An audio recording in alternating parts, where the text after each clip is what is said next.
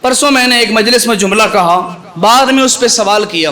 میں نے یہ کہا بھائی دیکھو، اللہ کسی کا محتاج نہیں، اللہ الصمد، وہ کسی کا محتاج نہیں ہے، اور یہ 14 سوائے اللہ کے کسی کے محتاج نہیں.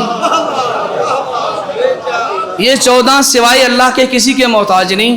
ایک مومن تھا، کہتا ہے میں ابھی کنورٹ ہوا ہوں، میں پہلے غیر شیعہ تھا، شیعہ ہوا ہوں، میرے کچھ سوال ہیں آپ کے اس جملے کے اوپر. آپ نے جملہ کہا ہے، اس پہ سوال اٹھاتے ہیں. بھائی اگر آپ کی سوچ کے مطابق، آپ کے نظریے کے مطابق یہ 14 کسی کے محتاج نہیں ہیں، جب یہ کسی کے محتاج نہیں ہے تو حسین مولا دشت کربلا میں کیوں کہہ رہے تھے حل من ناصر ینصرنا؟ ٹھیک ہے، مولا حسین کیوں مدد مانگ رہے تھے؟ مولا علی علیہ السلام اپنے ساتھ ہزاروں کے لشکر لے کے کیوں جا رہے تھے؟ بھائی صفین میں لڑنا ہے، اتنے ہزار کا لشکر ہے، مقابلے کے لیے جا رہے ہیں. جب یہ کسی کے محتاج نہیں ہے اللہ کے سوا، تو پھر یہ لشکر کہاں سے آئے؟ میدان کربلا میں مولا حسین نے صدائے استغاثہ بلند کیوں کی؟ میں نے کہا اس کے 2 جواب ہیں، اور اتفاق ایسا سمجھیے جواب پہلے آپ کو ہی سنا رہا ہوں، ان کا جواب رات کی مجلس میں سناؤں گا. ٹھیک ہے، ابھی آ گیا سامنے. میں نے کہا یہ بھی بہت اچھی چیز ہے، معلوماتی آپ کو بتا دوں. بھائی دیکھیے اس کے 2 جواب ہیں. پہلا جواب یہ ہے کہ ہمارے جملے کا مطلب سمجھیں. ہم نے کہا ہے یہ 14 دین کے ہادی ہیں، دین کے راہبر ہیں، یہ دین کے اندر امام ہیں، ہمارے قائد ہیں، ہمارے راہبر ہیں. تو اس کا مطلب یہ ہے دین کی الف سے لے کر یہ تک انہوں نے کسی مدرسے میں نہیں پڑھی، کسی بندے سے نہیں پڑھی، کسی سکول میں نہیں پڑھی. یہ دین حاصل کرنے میں فقط اللہ کے محتاج ہیں، اور باقی ساری کائنات کے لوگ دین لے سکتے ہیں تو 14 سے لے سکتے ہیں.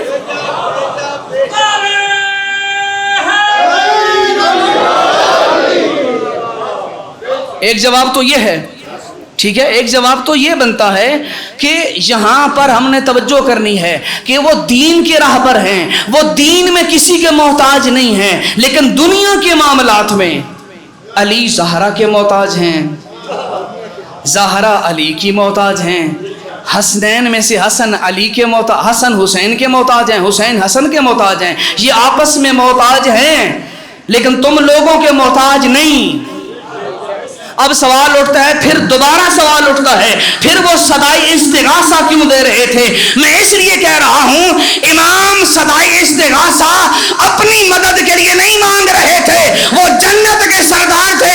وہ اس لیے صدا بلا رہے تھے کہ جس طرح ایک ہور آ کے جنتی بنا ہے، تم بھی آ کے مدد لے لو، حسین سے جنت لے جاؤ.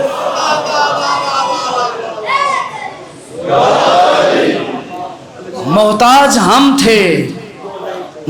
ہم تھے.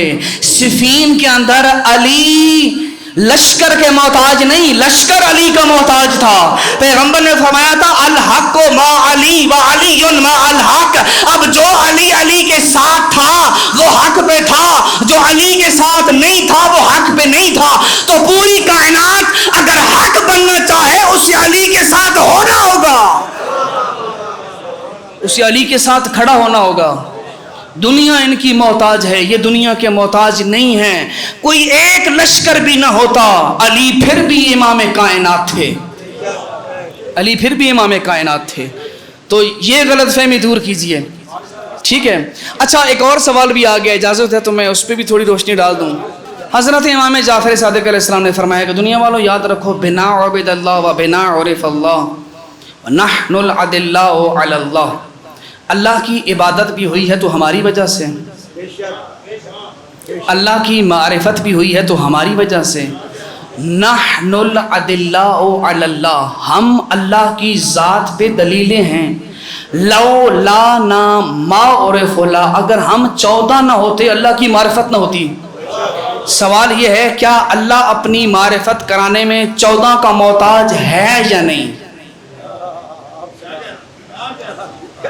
جی بھائی امام کہہ رہے ہیں کہ اگر ہم نہ ہوتے اس کی عبادت نہ ہوتی، ہم نہ ہوتے اس کی معرفت نہ ہوتی. بھائی ہم نہ ہوتے کسی کو پتہ ہی نہ چلتا کہ کوئی خدا ہے. اب سوال یہ ہے کیا اللہ اپنی معرفت کے لیے 14 کا محتاج ہے؟ محتاج ہے نہیں، خدا 14 کا محتاج نہیں، یہ خدا کی عنایت ہے کہ اسے بھری کائنات میں 14 کے سوا اور اس قابل ہی نہیں ملا کہ جس کو وسیلہ معرفت بنا سکے۔ یہ 14 محتاج ہیں اللہ کے، اللہ ان 14 کا محتاج نہیں ہے۔ یہ اہل بیت کی شان کریمی ہے، ان کی عظمت ہے کہ اللہ نے انہیں انتخاب کیا ہے، وگرنہ وہ کسی کا محتاج بھی نہیں ہے۔ وہ تو اس وقت بھی تھا جب تھا بھی نہ تھا، وہ تو اس وقت بھی تھا جب تھا بھی نہ تھا، وہ کسی کا محتاج نہیں ہے۔ لیکن ابدیت کو، لوگوں کو اپنا تعارف کرانے کے لیے جو ظرف قابل ملے ہیں وہ فقط 14 تھے۔ یہ 14 کی عظمت ہے، اللہ ان 14 کا محتاج نہیں، یہ 14 لمحے کے لیے اپنے اللہ کے محتاج ہیں۔ یہ دین لینا چاہیں تو اللہ کے محتاج ہیں، یہ زندگی کے تمام امور میں اللہ کے محتاج ہیں، اور اللہ ایک لمحے کے لیے بھی کسی کا محتاج نہیں ہے۔ ٹھیک ہے، یہ وہ عقیدہ ہے جو اہل بیت اطہار کے دروازے سے ہمیں ملا ہے، اور اس سے تجاوز نہیں کرنا۔